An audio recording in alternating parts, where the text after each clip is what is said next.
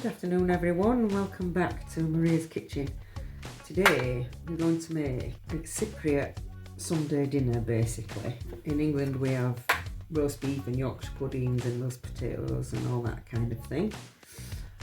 And in Cyprus we do meat with potatoes, with tomatoes and cinnamon, and you eat it with Greek yogurt and Greek salad.